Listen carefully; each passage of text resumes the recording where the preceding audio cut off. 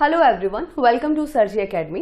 Psychology series में ये हमारा 4th लेक्चर है और आज के लेक्चर में हम जो टॉपिक डिस्कस करेंगे that is personality, theories of personality and personality assessment. So start करते हैं विद आवर फर्स्ट क्वेश्चन।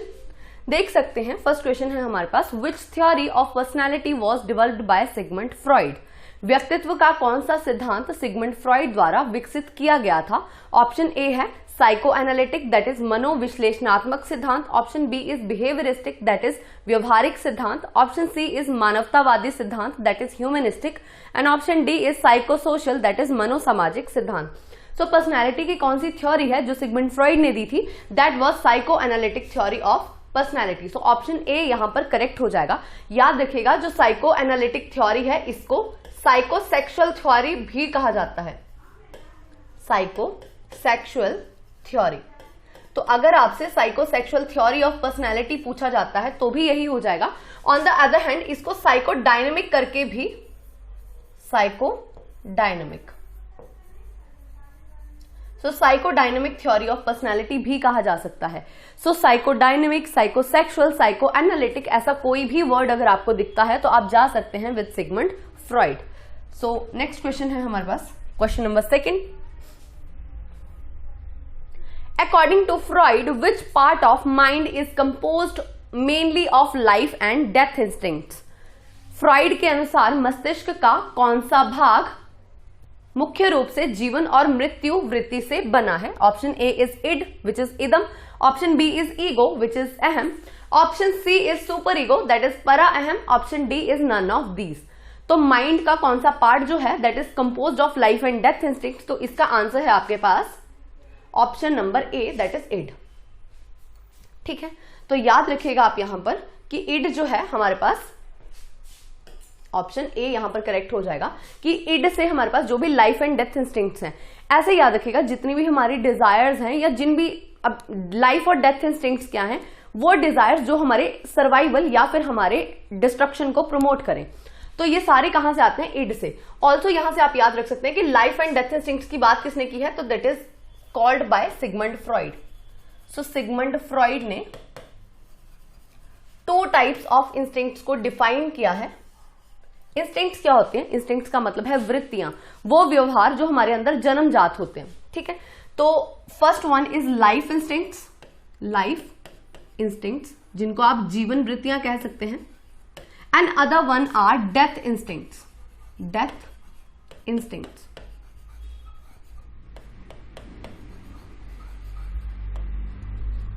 अब देखिए जो लाइफ इंस्टिंक्ट्स हैं इन्हें कहा जाता है ईरोज, ईरोज। वेयर एज जो डेथ इंस्टिंक्ट्स हैं दे आर कॉल्ड एज थैनेटोज। तो यहां से भी क्वेश्चन पूछा जाता है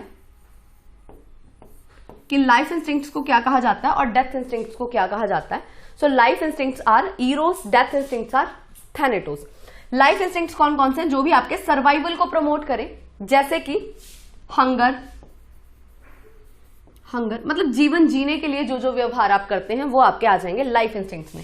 जैसे हंगर है, थर्स्ट, थर्स्ट, स्लीप,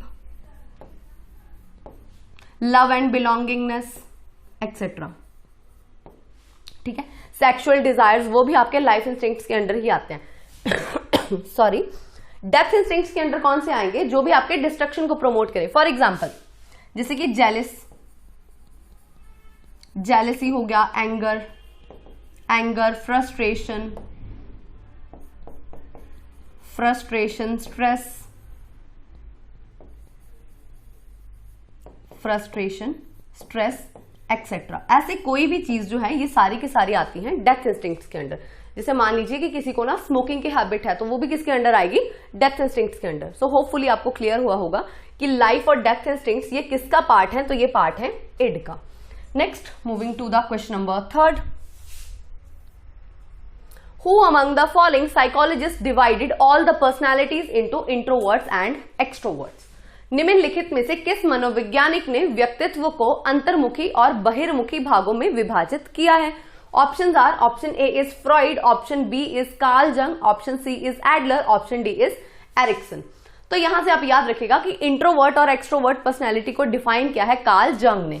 तो बेसिकली इन्होंने 3 टाइप्स ऑफ पर्सनैलिटी बताई हैं। शुरुआत में 2 ही बताई थी, बाद में इन्होंने थर्ड भी बताई है। तो कौन कौन सी 3 है? First one is introvert, second one is extrovert and third one is ambivert. Ambivert. तो ये 3 तरह की पर्सनैलिटी टाइप्स जो हैं ये डिफाइन की गई हैं by Sigmund Freud. Next question number 4। In personality id, ego and super ego is related to. व्यक्तित्व में इद, ईगो, सुपर ईगो संबंधित हैं। किससे संबंधित हैं? Option A is Guilford, option B is Allport, option C is Morgan, option D is Freud. तो simply यहां पे क्वेश्चन पूछा जा रहा है कि इड, ईगो और सुपर ईगो का कॉन्सेप्ट किसके द्वारा दिया गया है? तो ये कॉन्सेप्ट जो है ये दिया गया है सिगमंड फ्रॉइड के द्वारा। तो ऑप्शन नंबर डी यहां पर करेक्ट हो जाएगा। सो इन्होंने जो माइंड है हमारा, माइंड के 3 इंपॉर्टेंट एलिमेंट्स बताए हैं which are id, ego and super ego. Also पूछा जा सकता है कि ये किससे रिलेटेड है, मतलब किसके पार्ट्स हैं ये? तो ये हमारे माइंड के अंडर ही आते हैं। माइंड के जो हमारे conscious, subconscious and unconscious mind है उसी का पार्ट है ये, which combinedly forms the personality of an individual. Next question number 5। 16 personality factor questionnaire was developed by. 16 व्यक्तित्व कारक प्रश्नावली किसके द्वारा विकसित की गई है?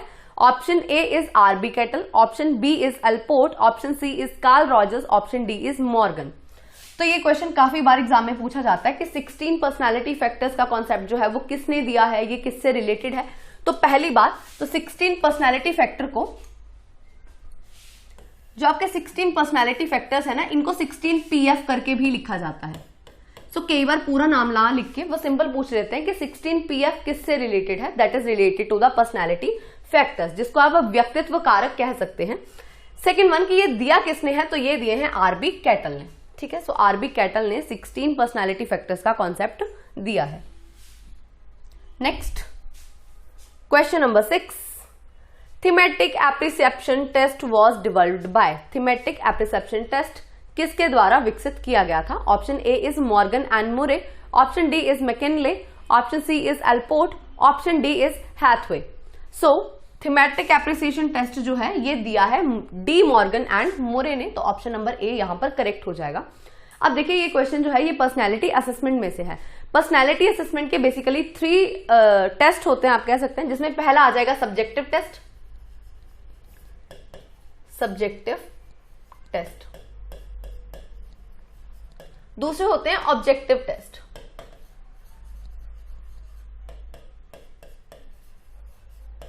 तीसरा है आपके पास प्रोजेक्टिव टेस्ट।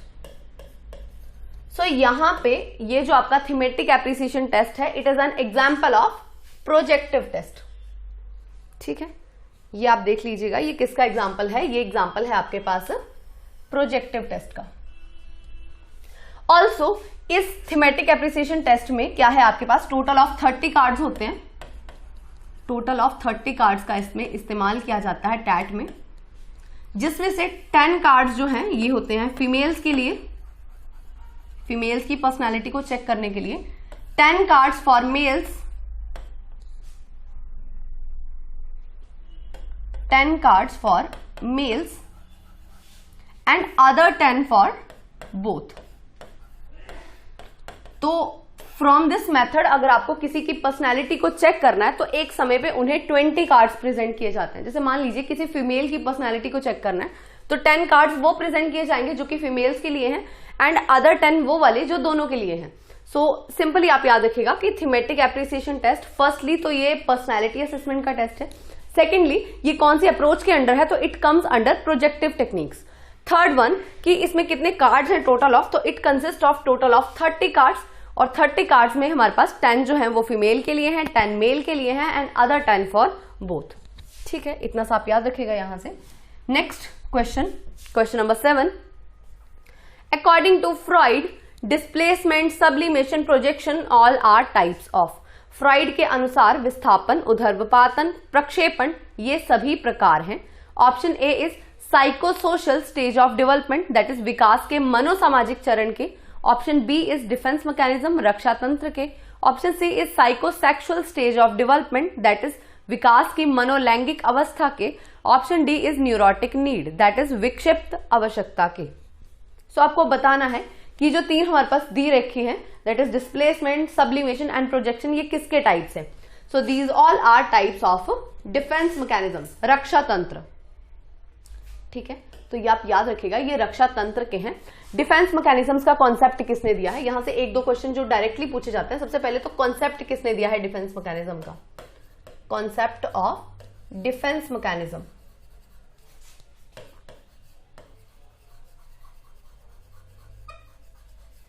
सो ये दिया गया है सिगमंड फ्रॉइड के द्वारा। Sigmund Freud.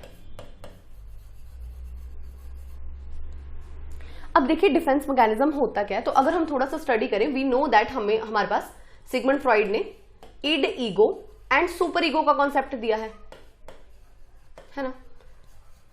अब यहां से अगर हम बात करें तो इड क्या होती है आपकी? इड वो है, वो एनर्जी आप कह लीजिए जिसकी वजह से हम कोई भी काम करते हैं। तो ये आपकी वर्क करती है प्लेजर प्रिंसिपल पे। प्लेजर प्रिंसिपल पे फॉर एग्जाम्पल जैसे मान लीजिए कि किसी को स्मोकिंग करने का मन हो रहा है, तो वो क्यों हो रहा है? उसकी इड की वजह से। ठीक है, अब सुपर ईगो हमें ये बताती है कि जो हमारी इड है, मतलब जो भी हमारी डिजायर्स हैं, क्या वो फुलफिल करने लायक हैं या नहीं, वो कौन डिसाइड करता है? वो डिसाइड करता है सुपर ईगो। तो अब जैसे मैंने स्मोकिंग का एग्जांपल दिया, तो सुपर ईगो के अकॉर्डिंग स्मोकिंग क्या है? इंजरियस होती है हेल्थ के लिए। तो super ego works on morality principle.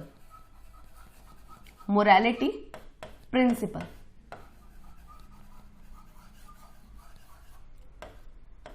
ठीक है, अब देखिए क्योंकि डिजायर हुई है आपकी किसी काम को करने के लिए, तो अगर आपकी वो डिजायर, अगर आपकी वो इच्छा फुलफिल नहीं होगी, तो उस केस में आप स्ट्रेस में जा सकते हैं। तो ईगो क्या करती है? ईगो बीच का रास्ता निकालती है कि कैसे हम उस डिजायर को फुलफिल भी कर सकते हैं और हमारे जो मोरल प्रिंसिपल्स हैं वो भी डिस्ट्रॉय ना हो। तो ईगो जो है that works on reality principle, की किया क्या जा सकता है? Reality principal.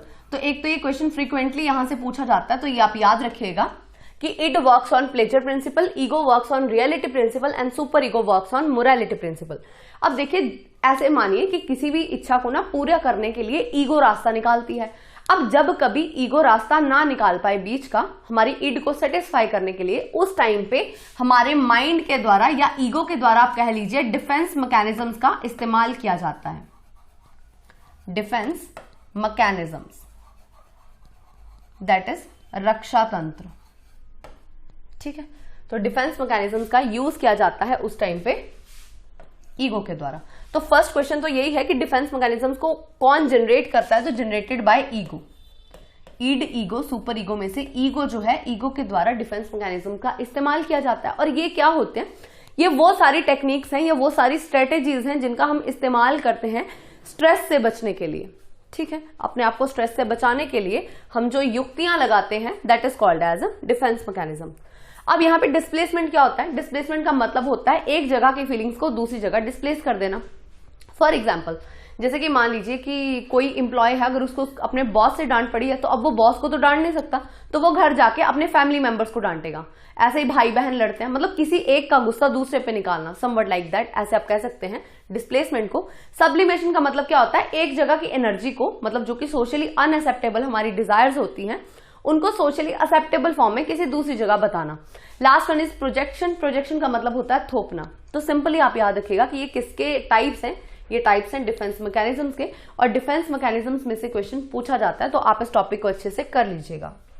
Next, moving to the question number 8, the theory that we all experience a series of developmental crisis throughout our life was proposed bye.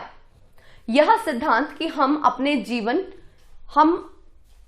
सभी अपने पूरे जीवन में विकास संबंधी संकटों की एक श्रृंखला का अनुभव करते हैं, किसके द्वारा प्रस्तावित किया गया था? Option A is Freud, option B is Adler, option C is Sheldon, option D is Erikson. So देखिए ये जो थ्योरी है, सिंपली आप याद रखिएगा यहां से word developmental crisis. Developmental crisis जो टर्म है डेवलपमेंटल क्राइसिस, ये दी गई है बाय एरिक्सन, एरिक्सन। सो जहां पे भी आपको डेवलपमेंटल क्राइसिस जैसा कुछ दिखाई देता है तो आप एरिक्सन के साथ जा सकते हैं। इस थ्योरी का नाम क्या है? तो it is called as psycho social theory. Psycho social theory of development, psychosocial theory of development. इस थ्योरी को और क्या कहा जाता है? तो this theory is also called as life span theory, life span theory of development, या फिर life span theory of personality भी कह सकते हैं। ठीक है, इसमें टोटल ऑफ इन्होंने 8 स्टेजेस की बात की है, और ये 8 स्टेजेस जो हैं ये हमारे पूरे लाइफ स्पैन को दर्शाती हैं, मतलब कि इन्फेंसी से लेके एडल्टहुड तक कैसे कैसे हम डेवलप होते हैं वो सारा इस थ्योरी में बताया गया है। सो इंपॉर्टेंट थ्योरी है ये एग्जाम पॉइंट ऑफ व्यू से। सो कहीं भी क्राइसिस वर्ड या कॉन्फ्लिक्ट, जरूरी नहीं है क्राइसिस ही होगा, इसकी जगह कॉन्फ्लिक्ट वर्ड भी यूज हो सकता है। तो ऐसा कुछ भी अगर आपको नजर आता है किसी क्वेश्चन में तो आप जा सकते हैं विद एरिक एरिक्सन। एक चीज और याद रखिएगा, जो एरिक्सन की थ्योरी है ये साइको सोशल थ्योरी है, लेकिन जो फ्रॉइड की थ्योरी थी that was the psycho sexual theory. तो दोनों थ्योरीज में डिफरेंस है, ये आप देख लीजिएगा यहां से। Next question number 9, which of the following is not the projective technique of personality? निम्नलिखित में से कौन व्यक्तित्व की प्रक्षेपण तकनीक नहीं है? Option A is Rorschach ink blot test, option B is thematic appreciation test, option C is Stanford विने test, option D is psychoanalytic method. तो रोरशाह स्याही धब्बा परीक्षण, थीमेटिक एप्रिसेप्शन टेस्ट, स्टैनफोर्ड विने परीक्षण, और लास्ट है मनोविश्लेषणात्मक विधि। So out of the 4 options आपके पास ऑप्शन नंबर सी जो है that is the correct answer. जो स्टैनफोर्ड विने टेस्ट है ये किसका टेस्ट है? ये टेस्ट है इंटेलिजेंस का। ठीक है, तो ये पर्सनालिटी की प्रोजेक्टिव टेक्निक नहीं आती है, बाकी के जो 3 हैं वो पर्सनालिटी के प्रोजेक्टिव टेक्निक्स ही हैं। ठीक, so next question number 10, which of the following is an unconscious personality structure made up of biological urges seeking fulfillment? So Hindi में ये हो जाएगा, निम्नलिखित में से कौन सा एक अचेतन व्यक्तित्व संरचना है जो पूर्ति चाहने वाली जैविक इच्छाओं से बनी है? Option A is ego, option B is id, option C is super ego, option D is subconscious. तो अहम, इदम, परा अहम या फिर अर्धचेतन। सो देखिए यहां पे पूछा क्या गया है कि हमारे पर्सनैलिटी की अनकॉन्शियस जो अनकॉन्शियस स्ट्रक्चर है, जो कि हमारे बायोलॉजिकल अर्जेस का मतलब है यहां पे कि जो भी हमारी इननेट डिजायर्स होती हैं उनको कौन फुलफिल करता है। तो याद रखिएगा जितनी भी हमारी इच्छाएं हैं, जो भी हमारी डिजायर्स हैं, हमारी विशेष हैं, वो सारी आती हैं अंडर इड। यहां से आप वैसे भी देख सकते हैं जो इड है, id is a part of unconscious mind, unconscious mind. ठीक है, ईगो जो है it is a part of subconscious mind, sub conscious mind. ठीक है, एंड सुपर ईगो जो है, सुपर ईगो ये आपका आता है कॉन्शियस माइंड में।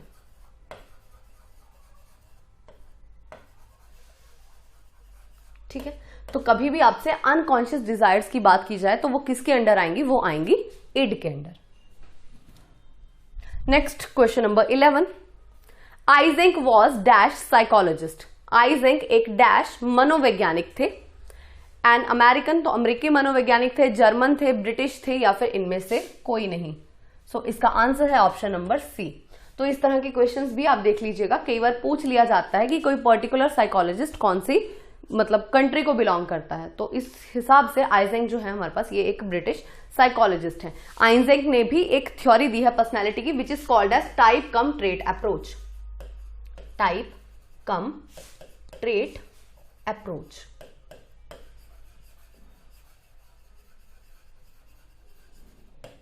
ठीक है, so based on different types of traits इन्होंने कुछ पर्सनैलिटी टाइप्स को डिफाइन किया है, जिसमें फर्स्ट है इंट्रोवर्जन, इंट्रोवर्जन जैसे इंट्रोवर्ट पर्सनैलिटी होती है तो introversion.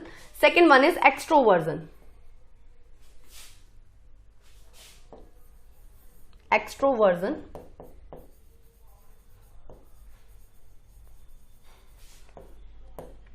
Third one is साइकोटिसिज्म, psychoticism, and fourth one neuroticism.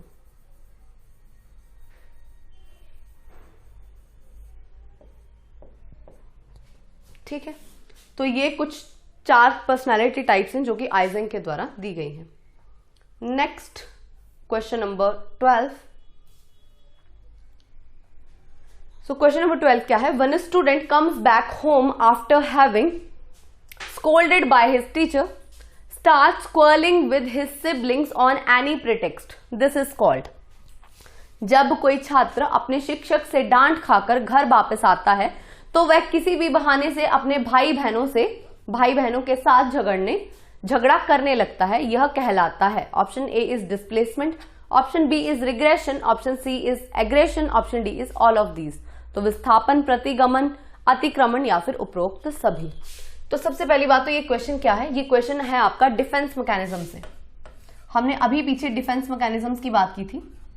ये डिफेंस मैकेनिज्म से ही क्वेश्चन है आपका. अब डिफेंस मैकेनिज्म की कौन सी अप्रोच है ये? तो ये है डिस्प्लेसमेंट. डिस्प्लेसमेंट से काफी बार क्वेश्चन पूछा जाता है. तो जब आप ना एक जगह की फ्रस्ट्रेशन को कह लीजिए, एक जगह की फीलिंग्स को दूसरी जगह डिस्प्लेस करते हैं, then it is called as displacement, that is विस्थापन. Next question number 13. According to Freud, ego is governed by. Freud के अनुसार अहम नियंत्रित होता है. ऑप्शन ए है pleasure principle, option B is reality principle, option C is ego ideal, option D is partial ego principle. Freud के अनुसार अहम नियंत्रित होता है आनंद सिद्धांत से, वास्तविकता सिद्धांत से, अहम आदर्श या फिर आंशिक अहंकार सिद्धांत. तो ये हमने अभी पीछे डिस्कस किया था कि ईगो किससे गवर्न्ड होती है. Ego is governed by reality principle. ठीक है, ईगो रियलिटी प्रिंसिपल पे होती है. जो सुपर ईगो है ये होती है मोरालिटी प्रिंसिपल पे, और जो आपकी इड है that comes under pleasure principle. Question number 14. According to Carl Rogers, the structure of personality is based on. Carl Rogers के अनुसार व्यक्तित्व की संरचना किस पर आधारित है? Option A is ego and super ego, that is अहम और परा अहम. Option B is organism and self, that is जीव और आत्म. Option C is conscious and collectively unconscious, that is चेतन और सामूहिक अचेतन. Last one is inferiority and superiority, that is हीनता और श्रेष्ठता. तो देखिए, जहां पे भी कार्ल रॉजर्स आते हैं और जहां पे भी आपको सेल्फ वर्ड दिखाई दे, अब वहां पे जा सकते हैं. सो इस क्वेश्चन का आंसर है option number B, organism and self. Carl Rogers की सेल्फ थ्योरी है पर्सनैलिटी की, सेल्फ थ्योरी ऑफ पर्सनैलिटी. इसमें ये 2 तरह की सेल्फ की बात करते हैं, ideal self and real self. Real self को सेल्फ इमेज भी कहा जा सकता है. ठीक है, इन दोनों से मिल करके ही क्या बनते हैं हमारे self concepts. Self concepts. So according to Carl Rogers, हमारी जो पर्सनैलिटी है वो किसके अराउंड रिवॉल्व करती है? वो रिवॉल्व करती है अराउंड सेल्फ कॉन्सेप्ट्स. और ये सेल्फ कॉन्सेप्ट कैसे बनते हैं? ये बनते हैं आइडियल सेल्फ और रियल सेल्फ से. आइडियल सेल्फ का मतलब होता है कि आप क्या बनना चाहते हैं. जैसे किसी को आदर्श मानते हुए हम सोचते हैं ना कि हम अपनी लाइफ में ये बनेंगे या वो बनेंगे, तो आइडियल सेल्फ का मतलब है कि आप क्या बनना चाहते हैं. और रियल सेल्फ का मतलब क्या है कि आप वास्तविकता में क्या हैं. तो जब ये दोनों बराबर होंगे, मतलब कि जब आपकी आइडियल सेल्फ जो है that is equal to the real self, उस टाइम पे क्या होता है? स्टेज ऑफ कॉन्ग्रुएंस आती है and person achieves self actualisation. तो उस टाइम पे क्या होता है? आत्मसिद्धि की प्राप्ति हो जाती है. लेकिन अगर मान लीजिए ये बराबर ना हो, आइडियल सेल्फ जो है अगर ये ना बराबर हो रियल सेल्फ के, तो इस टाइम पे क्या हो जाती है? माल एडजस्टमेंट. मतलब एक पर्सन को एडजस्ट होने में प्रॉब्लम आती है. ठीक है जी. सो इतना सा आप याद रखिएगा from Carl Rogers. Next question number 15. Erikson's developmental task for adolescents is. किशोरों के लिए एरिक्सन का विकासात्मक कार्य है? Option A is identity formation, option B is initiative, option C is industry, option D is intimacy. पहचान निर्माण, पहल, उद्यमिता और आत्मीयता। तो देखिए जहां पे भी एरिक्सन आ जाए, जहां पे भी एरिक्सन का कॉन्सेप्ट आ रहा है कहीं भी, और एडोलेसेंट्स के लिए अगर आपका डेवलपमेंटल टास्क पूछा गया तो वो हो जाएगा आइडेंटिटी फॉर्मेशन। जैसा कि हमने पहले भी बात की थी कि इन्होंने डेवलपमेंटल क्राइसिस की बात की है कि एक पर्सन को अपने थ्रू आउट लाइफ में डेवलपमेंटल क्राइसिस को फेस करना पड़ता है। उसी में ये कहते हैं कि ड्यूरिंग एडोलेसेंस बच्चों के लिए इन्होंने एक स्टेज दी है, that is identity versus role confusion.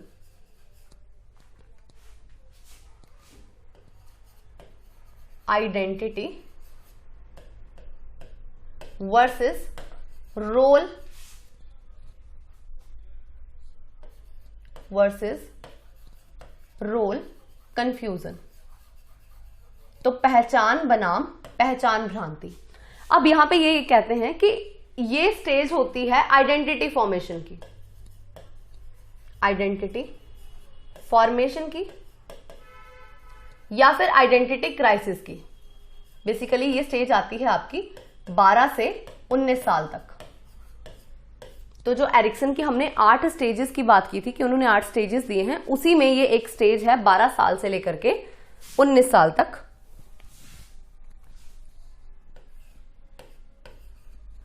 ठीक है, और इस स्टेज में क्या है आपके पास, बच्चों में आइडेंटिटी फॉर्मेशन की जो प्रॉब्लम है वो रहती है। मतलब या तो उनको क्लियर होगा कि उनको क्या आइडेंटिटी फॉर्म करनी है, या फिर वो हमेशा रोल कंफ्यूजन में ही रहेंगे।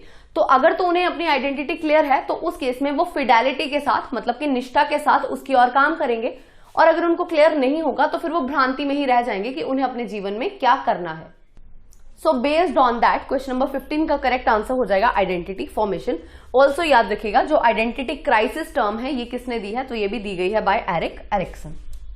Next question number 16, Freud emphasise the role of dash in shaping. तो फ्रॉइड के अनुसार फ्रॉइड ने आकार देने में डैश की भूमिका पर जोर दिया है। मतलब कि हमारी पर्सनैलिटी को कौन सी चीज जो है वो आकार देती है, कौन शेप करता है हमारी पर्सनैलिटी को। Option A is free will, that is स्वतंत्र इच्छा। ऑप्शन बी इज सामूहिक, समूह का प्रभाव, that is group influence. Option C is unconscious desires, that is अचेतन इच्छाएं। Option D is hormones. So याद रखिएगा जहां पे भी फ्रॉइड आ जाते हैं और अनकॉन्शियस डिजायर्स, अनकॉन्शियस आपकी जो इच्छाएं हैं, विशेस, ऐसा कुछ भी है, या इननेट डिजायर्स हो तो आप उसके साथ जा सकते हैं। तो इसका आंसर हो जाएगा ऑप्शन नंबर सी। फ्रॉइड के अनुसार जो हमारी अचेतन इच्छाएं हैं यही हमारी पर्सनैलिटी का कारण है, हम इन्हीं की वजह से किसी न किसी पर्टिकुलर डायरेक्शन में काम करते हैं। सो क्वेश्चन नंबर 16 का करेक्ट आंसर है ऑप्शन नंबर सी।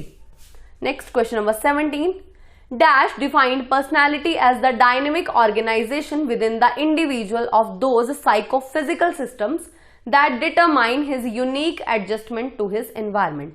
डैश के अनुसार व्यक्तित्व व्यक्ति के भीतर उन मनोभौतिक प्रणालियों का प्रगतिशील संगठन है जो उसके वातावरण के साथ उसके अद्वितीय समायोजन को निर्धारित करता है। Option A is Sheldon, option B is Allport, option C is Carl Jung, option D is Freud. So देखिए ये क्वेश्चन है आपका डेफिनेशंस में से, और डेफिनेशंस में से हर बार क्वेश्चन आता है, ऑलमोस्ट टाइम्स जो है वो क्वेश्चन पूछा ही जाता है। तो ये डेफिनेशन पर्सनालिटी की किसने दी है, ये दी गई है by Allport. Option number B यहां पर करेक्ट हो जाएगा। नेक्स्ट क्वेश्चन नंबर 18, जंग क्लासिफाइड पीपल इनटू। जंग ने लोगों को वर्गीकृत किया है। Option A is introvert, that is अंतर्मुखी। Option B is extrovert, that is बहिर्मुखी। ऑप्शन सी इज उभयमुखी, that is ambivert. Option D is all of these. तो ये हमने पीछे भी डिस्कस किया था कि कार्ल जंग जो है इन्होंने पर्सनालिटी को 3 तरह से कैटेगराइज किया है, इंट्रोवर्ट, एक्सट्रोवर्ट एंड एम्बिवर्ट। तो ऑप्शन नंबर डी यहां पर करेक्ट हो जाएगा। Next question number 19, the Rorschach ink blot test consist of. Rorschach स्याही धब्बा परीक्षण में शामिल है। Option A is 5 black and 5 coloured cards, मतलब कि 5 काले और 5 रंगीन card. Option B is 10 black and 10 white cards, मतलब कि 10 काले और 10 सफेद card. Option C is 5 black and white and 5 multi coloured cards, that is 5 काले और सफेद। और बाकी के 5 जो हैं वो बहुरंगी कार्ड होंगे। Last option number D, that is 10 multi coloured cards, that is 10 बहुरंगी कार्ड। तो रॉर्शा इंक ब्लॉट टेस्ट सबसे पहले तो 1921 में ये टेस्ट हरमन रॉर्शा के द्वारा दिया गया था, और इसमें क्या होते हैं आपके 5 black and white and 5 multi coloured cards होते हैं। तो टोटल ऑफ 10 कार्ड्स होते हैं, टोटल ऑफ 10 कार्ड्स होते हैं रॉर्शा इंक ब्लॉट टेस्ट में, जिसमें 5 होते हैं मल्टी कलर्ड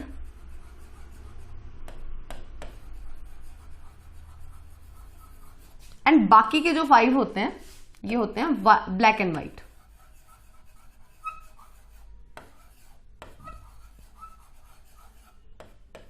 तो ये आप याद रखिएगा क्वेश्चन, ठीक है। ऑल्सो ये किसके अंडर आता है आपका, तो ये आता है प्रोजेक्टिव टेक्निक्स में। तो ये भी आपका प्रोजेक्टिव मेथड है पर्सनालिटी असेसमेंट का, ठीक।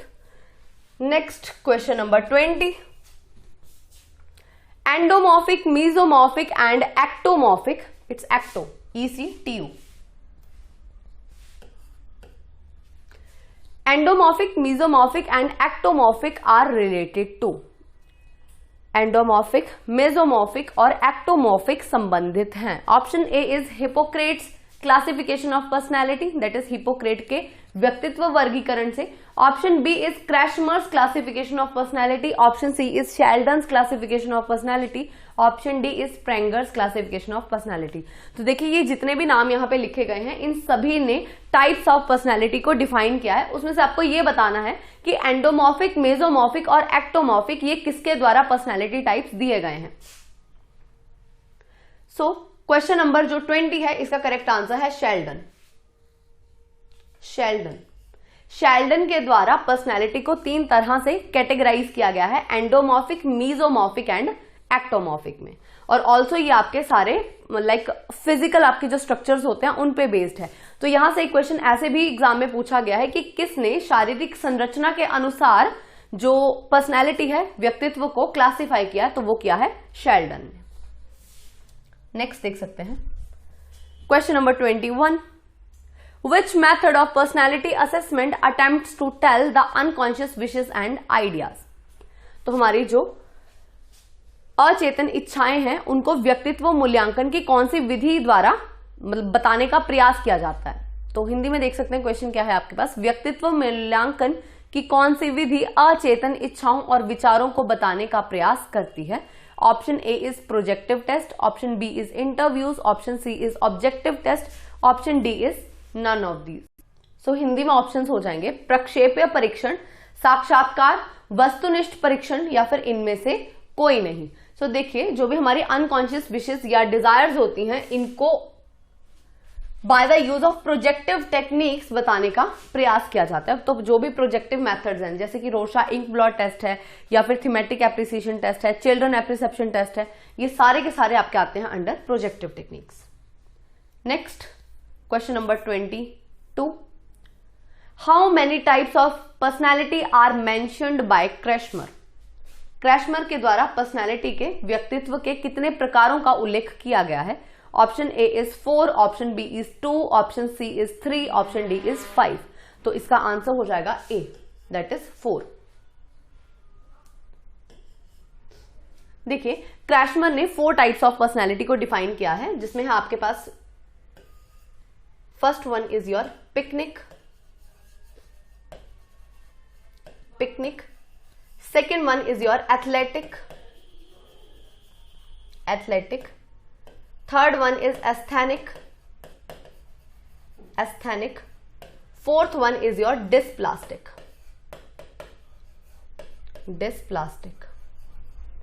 तो ये 4 टाइप्स ऑफ पर्सनैलिटी जो हैं ये डिफाइन किए गए हैं बाय क्रैशमर। अब इसमें देखिए अगर हम थोड़े थोड़े इनके कैरेक्टरिस्टिक्स की बात करें तो पिकनिक जो पर्सनैलिटी है ये किसकी होती है। सो पिकनिक पर्सनैलिटी वाले जो होते हैं ये आपके पास शॉर्ट एंड राउंड बॉडीड होते हैं। तो इन्होंने भी पर्सनैलिटी को ना फिजिकल स्ट्रक्चर के अकॉर्डिंग ही क्लासिफाई किया है। एथलेटिक वो होते हैं जिनकी वेल बिल्ड बॉडीज होती हैं, वेल बिल्ड बॉडीज। जैसे एथलीट्स आपको पता ही होंगे। एस्थेनिक कौन से होते हैं? जो कि थिन एंड टॉल होते हैं, thin and toll. And dysplastic कौन है? जो इन सबका मिक्सचर हो, mixture of all.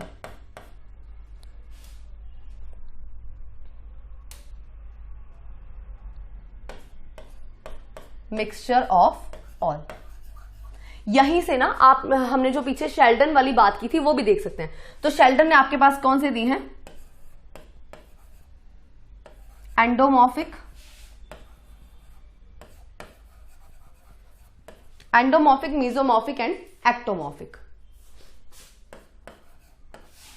मीजोमॉर्फिक and ectomorphic. So देखिए इनके अकॉर्डिंग भी एंडोमॉर्फिक कौन होते हैं? जो कि आपके थिन एंड टॉल हो।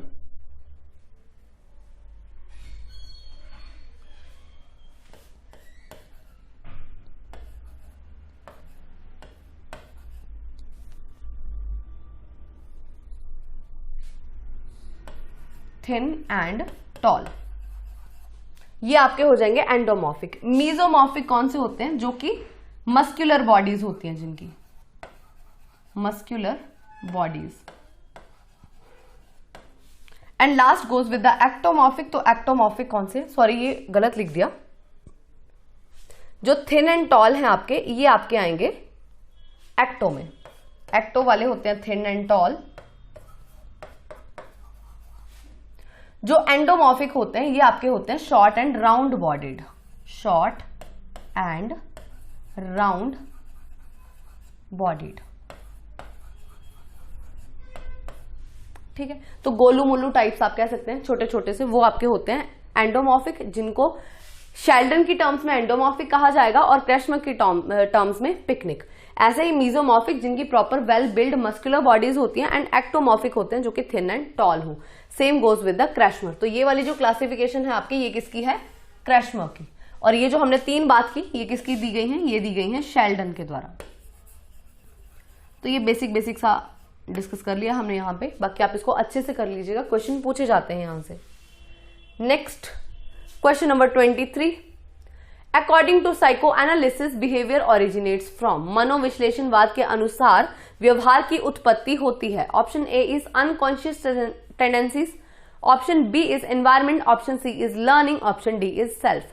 तो हिंदी में ऑप्शंस हो जाएंगे अचेतन प्रवृत्तियां, ऑप्शन बी इज वातावरण, ऑप्शन सी इज अधिगम, ऑप्शन डी इज आत्म। तो साइको एनालिसिस के अनुसार, मनोविश्लेषणवाद के अनुसार जो बिहेवियर है, व्यवहार, उसकी उत्पत्ति कहां से होती है? तो एक तो ये चीज याद रखिएगा कि साइको एनालिसिस थ्योरी जो है ना, या साइको एनालिटिक थ्योरी, ये किसने दी है? ये दी गई है सिगमंड फ्रॉइड के द्वारा। सिगमंड फ्रॉइड के द्वारा, ठीक है, सिगमंड फ्रॉइड ने ये दिया। और सिगमंड फ्रॉइड किस चीज के बारे में बात करते हैं? तो ये बात करते हैं अचेतन इच्छाओं के बारे में, दैट इज अनकॉन्शियस टेंडेंसीज या अनकॉन्शियस डिजायर्स। तो ऐसा कुछ भी हो, मतलब अनकॉन्शियस डिजायर्स से रिलेटेड या टेंडेंसीज से रिलेटेड, तो आप सिगमंड फ्रॉइड के साथ जा सकते हैं। Next question number 24। Who gave the theory of psychosocial development? मनोसामाजिक विकास का सिद्धांत किसने दिया? Option A is Bandura, option B is Freud, option C is Erikson, option D is Carl Jung. तो साइकोसोशल थ्योरी, ये हमने अभी पीछे भी बात की थी, ये किसने दी है? तो ये दी गई है एरिक एरिक्सन के द्वारा। ऑप्शन नंबर सी हो जाएगा करेक्ट आंसर। इसी को लाइफ स्पैन थ्योरी भी कहते हैं। Next question number 25। Who has said personality is located in the brain, no brain no personality? किसने कहा है व्यक्तित्व मस्तिष्क में स्थित होता है, मस्तिष्क नहीं तो व्यक्तित्व नहीं? Option A is Raymond Bernard Cattell, option B is Henry A Murray, option C is Eysenck, option D is Kurt Lewin. तो ये क्वेश्चन भी आपका स्टेटमेंट में से है, और ये स्टेटमेंट पर्सनैलिटी की किसने दी है? तो ये दी गई है by Henry A Murray. Option B correct answer हो जाएगा। Next question number 26। Which is the fourth stage of psychosocial development of an individual according to Erikson?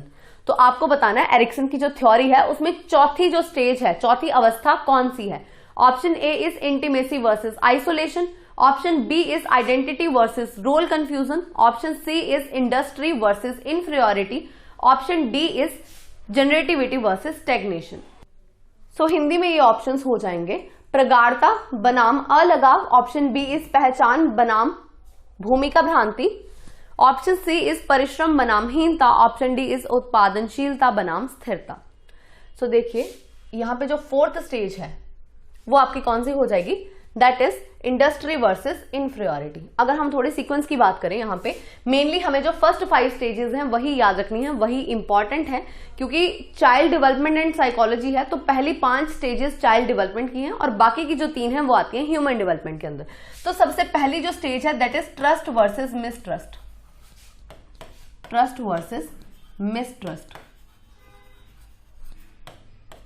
Second जो स्टेज है that is autonomy versus shame and doubt, autonomy versus shame and doubt. Option जो third हमारी stage है that is initiative versus guilt, initiative versus guilt. Fourth one is industry versus inferiority, जो हमने अभी बात की, इंडस्ट्री वर्सेस इंफीरियोरिटी।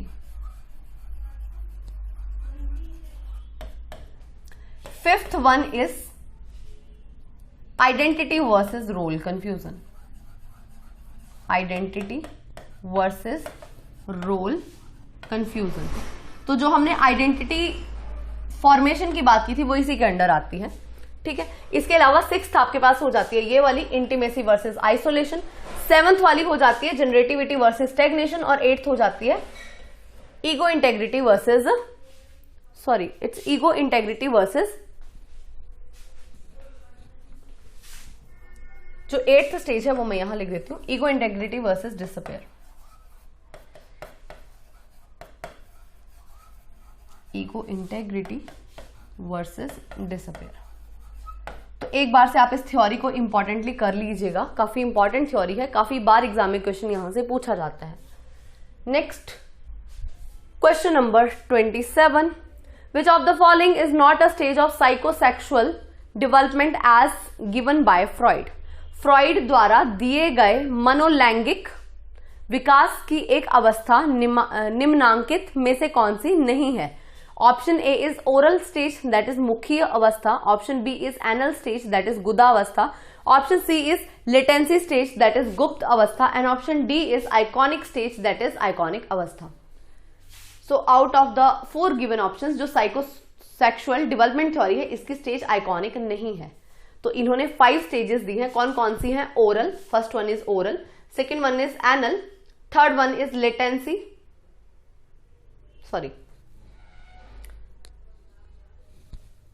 जो third one है वो है आपकी फेलिक,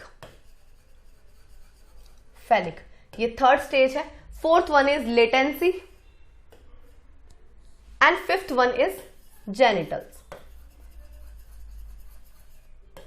सो इनके अकॉर्डिंग इन सभी स्टेजेस में क्या होते हैं, एरोजीनस जोन्स होते हैं, एरोजीनस जोन्स, कामोत्तेजना क्षेत्र आप इन्हें कह सकते हैं।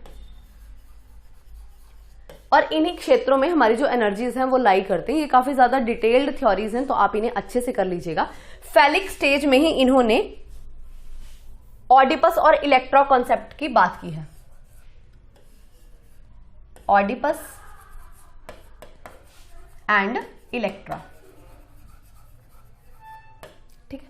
ऑडिपस क्या है, attraction of boys towards their mother, and Electra क्या है, attraction of girls towards their father. तो ये कॉन्सेप्ट भी आप देख लीजिएगा। Next question number 28, what did Freud consider the paternal love of girls, Oedipus complex, Electra complex, narcissism या फिर फीलिंग ऑफ डिपेंडेंस। लड़कियों के पितृ प्रेम भाव को फ्रॉइड ने किससे संबंधित किया है, ऑडिपस भावना ग्रंथि, इलेक्ट्रा भावना ग्रंथि, स्वप्रेम भावना या फिर निर्भरता की भावना। तो ये हमने अभी डिस्कस किया है लास्ट क्वेश्चन में ही कि जो भी पैटर्नल लव मतलब गर्ल्स की जो अट्रैक्शन होती है, गर्ल्स का जो लव होता है टुवर्ड्स देयर फादर, उसको किसके साथ फ्रॉइड ने कंसीडर किया, तो that is the Electra concept. ठीक है, तो इलेक्ट्रा कॉम्प्लेक्स जो है ये आ जाएगा गर्ल्स के लिए और Oedipus for boys. Next is question number 29, which psychologist described personality on the basis of traits. किस मनोवैज्ञानिक ने व्यक्तित्व को विशेषक के आधार पर वर्गीकृत किया है। Option A is Sheldon, option B is Freud, option C is Allport, option D is Friedman. तो देखिए ट्रेट्स जो है हमारे पर्सनालिटी ट्रेट्स के अकॉर्डिंग किसने इनको क्लासिफाई किया है, आपको वो बताना है। सो देखिए अगर आपने पर्सनालिटी को अच्छे से पढ़ा होगा तो आपने ट्रेट थ्योरी ऑफ पर्सनालिटी पढ़ी होगी, और ट्रेट थ्योरी ऑफ पर्सनालिटी किसके द्वारा दी गई है, ये दी गई है एल्पोर्ट के द्वारा। तो जो आपका क्वेश्चन नंबर 29 है इसका करेक्ट आंसर हो जाएगा option number C, Allport. Allport ने ट्रेट थ्योरी ऑफ पर्सनालिटी दी है, जिसमें एल्पोर्ट के ट्रेट्स कौन कौन से हैं,